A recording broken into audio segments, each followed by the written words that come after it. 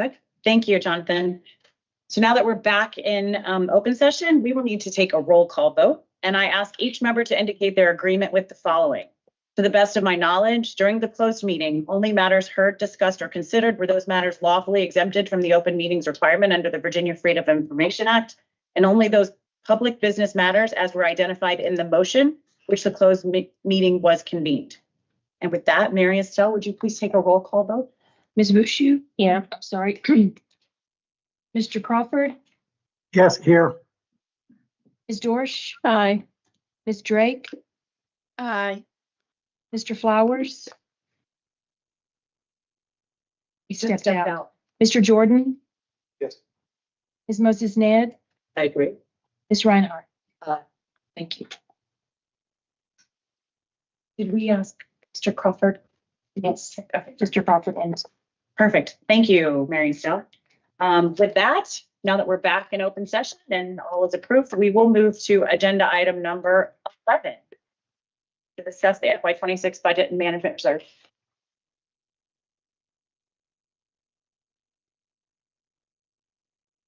You're welcome for having me here today. I am be talking through the recommended budget, and then we'll also jump to once we get through that content.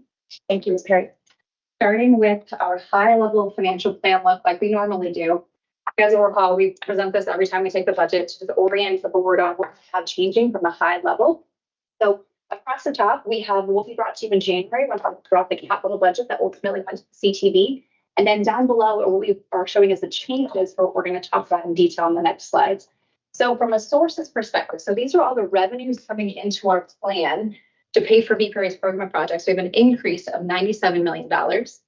On the uses side, so this is our capital projects, our grants, and then our operations. We also had positive news of a decrease of $188 million.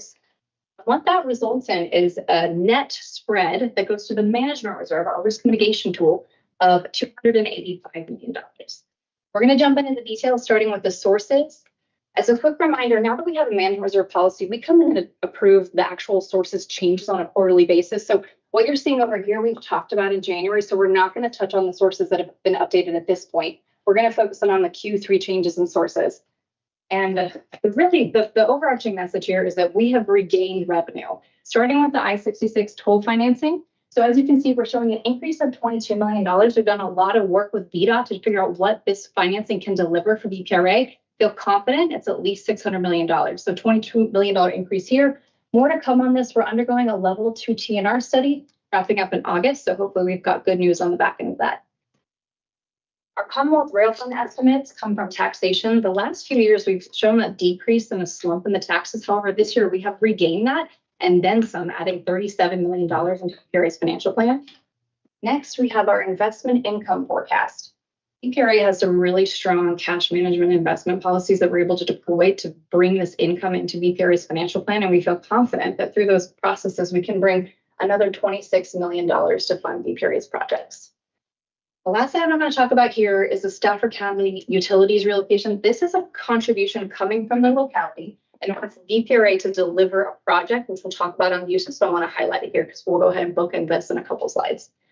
That's that increase of sources, $97 million. Across the bottom, you can see what's ultimately happening is that's driving the management reserve balance over the quarters as we improve it. What it's resulting in is what we're going to approve later is this $461 million management reserve balance as of Q3. Let's look over the other side of the equation with the uses. I know that it's kind of a big one to try to kind of coordinate off what we talked to you about in January and then the new changes. And that's exactly what we have here. So we're going to be focusing on what's changed in April. By corridor, you can see that the big changes are coming in the I-95 corridor. And the last thing we want to note on this slide is that in April, there are no new budget items. Everything we're going to talk about are net changes to the budget items you guys have already talked about. So let's jump into I-95 corridor where those big changes are occurring.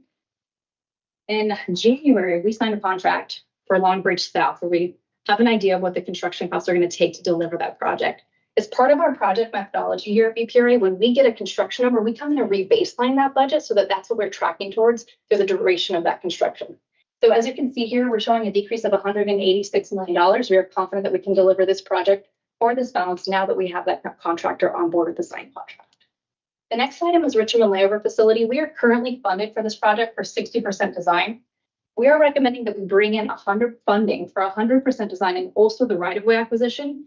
This is a required project in order to turn on our phase 2 service trains into Richmond. We are actively working to identify the funding. So through grants, so we've made a couple different grant applications that we're looking towards. When we identify the funding to bring this whole project in for construction, we want to make sure it's shovel ready. So that's why we're recommending this next step on this project, 100% design and right-of-way acquisition. The last item is that Stafford Utilities relocation. We are doing this work on behalf of the locality, but they are going to reimburse us for it. So in order to expend the dollars, we have to put it in our budget. So we're getting this up to the full estimate at this time. So adding $10 million to this project. We're going to go ahead and flip over to the Western Rail Corridor. When we came to you all in January, we had added $6 million for this project. This really relates to the parking lot component of Cambria, the Cambria site. That portion is entirely bared by VPRA. Now that we have the construction estimate, we know what it's going to take to actually do all the grading and the lighting and the drainage. It is more than we had initially anticipated. So there's another increase now that we are actually have shovels in the ground. We have the contractor on board. It's up to $7 million. So $1 million change from what we came to you before. The next slide of our capital budget changes, I want to, hopefully you can see this. There are color differences here. So everything that's in gray and white, we talked to you before. We're not going to touch on them again. We're going to focus in on the orange items here. So for other capital projects, we're recommending a $9 million increase related to our Manassas line capital maintenance. Now that we own this line, we have been doing a lot of work with NS to understand what it takes to maintain it to a state of good repair. In our recent meetings and our forecasting, we have become aware that there is some signaling and communication that needs to be upgraded so that it does not become obsolete. So we're going to go ahead and add that budget into this line so that we can cover those costs as they come down the pipeline in the upcoming years. Last section we'll talk about here is in the grants. Just this big item here, Amtrak train equipment. Historically, when we bring on new service, VPRA has to refurbish train sets or pay Amtrak some portion of money in order to get the train service for Virginia. However, Amtrak got IIJA funding to fund the new Aero fleet, which we will get to benefit from. So we have confidence in working with Amtrak that we no longer need this budget item, so we can free that up to spend it elsewhere in our program. To the operations side, we will approve a one-year budget today. However, we'd like to look at it from that 30,000 feet of what's happening within our financial plan. Minor changes going on in this budget. You'll recall when we came to you in January, we had a pretty significant decrease related to FY24 as they revised the PREA 209 methodology. So we had some big savings. And then we also refined our admin costs that flowed through operations. And that story is really continuing here. Now that we have a cost allocation plan that's approved by the FRA, we're able to put a portion of our costs based on a level of effort between operations and then where they should be on the capital projects. For a while, we were double counting. We're actually kind of including in operations budget and also the capital projects. So we're continuing to refine that to make sure that the admin costs are in the right buckets. That's just further refinement, understanding that this is almost like undoing more double counting that we have in our budget. Let's go ahead and zoom into the one-year operations budget. The story here really is that it's flat. As you can see down here, cost recovery from a budget perspective, 67% in FY25, continuing that in FY26. The reason for that is that we are about to put the corridor under construction. So from a revenue perspective, we are not expecting revenue to grow at the rate that we currently have. So we are only forecasting a $1.2 million increase. Why it's critical that we don't overestimate revenue is that's in our financial plan. So if we have a gap, revenue comes in lower, we create an unfunded position in the financial plan. So we're trying to see what happens to our revenue as we put the corridor. The next item here, so the Amtrak train operations expenses, so we pay Amtrak to run our service. A slight increase of $1.5 million. You might have noticed on the EDR report when we talked about our FY25 actuals, we're running about $5 million under budget this year. We do expect costs to go up, but there's significant budget already, so we just kept it rather flat because we have excess in the current year. Last item here we're going to talk about is kind of goes hand in hand with what we talked about on the last slide. So the operations administrative budget, that decrease is also being reflected here in this one-year look too. With that, we're going to continue on the administrative budget theme. Well, we do take the administrative budget and push it between two components, your operations and capital project. We will always bring it to the board holistically so you can see what our admin costs are by budget category. There's a lot going on the slide. We wanted to make sure we answered all of your questions on it. So starting on the left-hand side, so we've got our 25 annualized act, so where we think we'll land, and then the budget just for comparative purposes. And then we'll move into what we have from the FY26 budget, what we are recommending.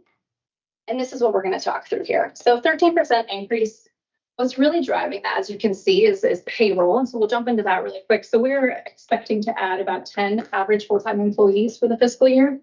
The other thing that's happening that's driving this number up almost half of it, is that we have re-baselined some assumptions on direct staff time. We had some assumptions in the budget that were not accurate. So what it does essentially is, rather than the projects getting the dollars right up front through direct staff time, it puts the money into the admin budget, and then it appropriately uses the cost allocation plan as the methodology to put the level of effort on the projects. When we rebaseline that increased this budget $1.2 million. So about half is just really an accounting exercise. So let's move on to professional services.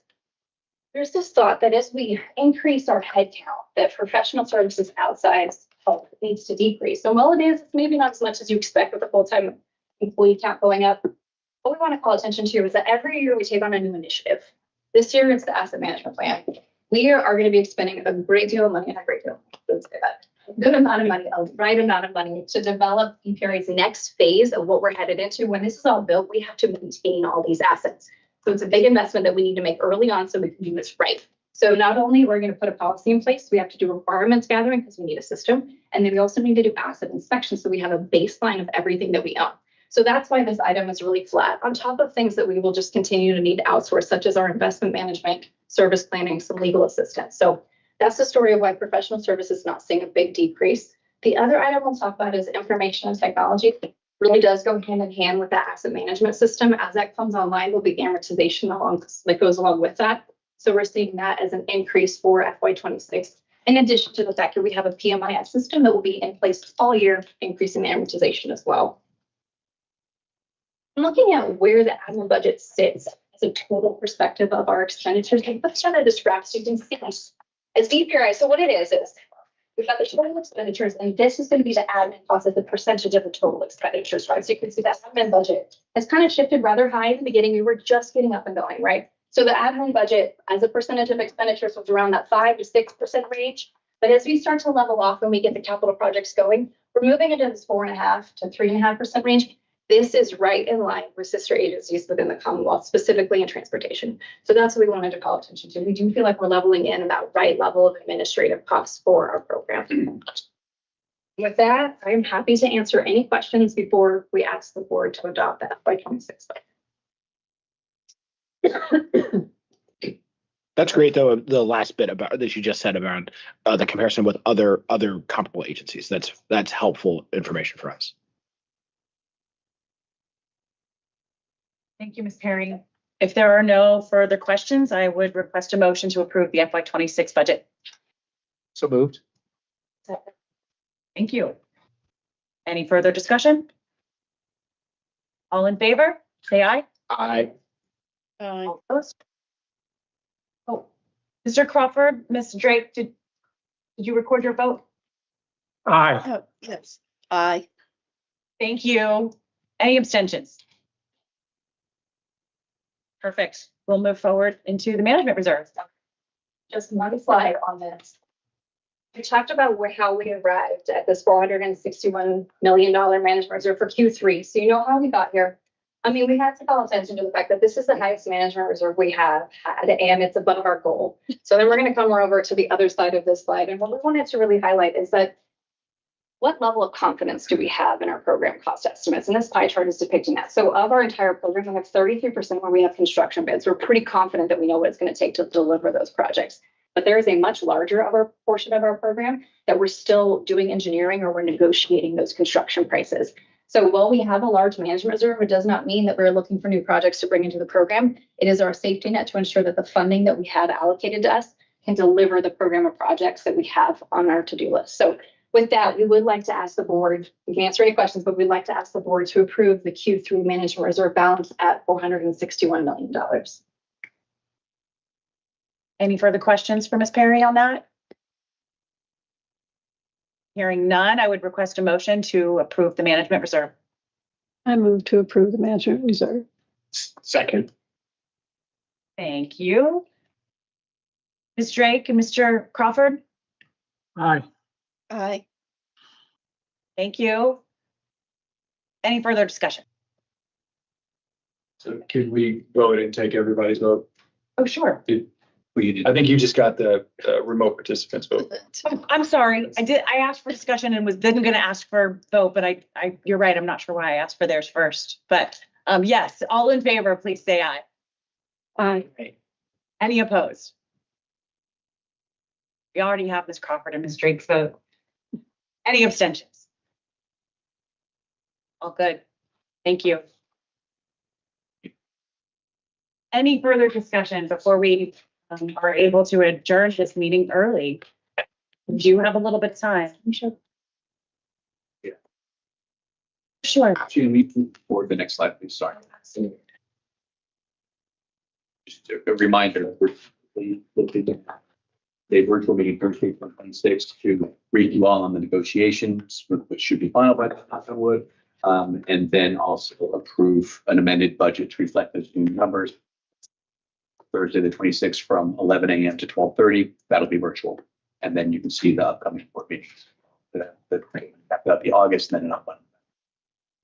And I know Mary Estelle will get all that information out to everyone in the near future.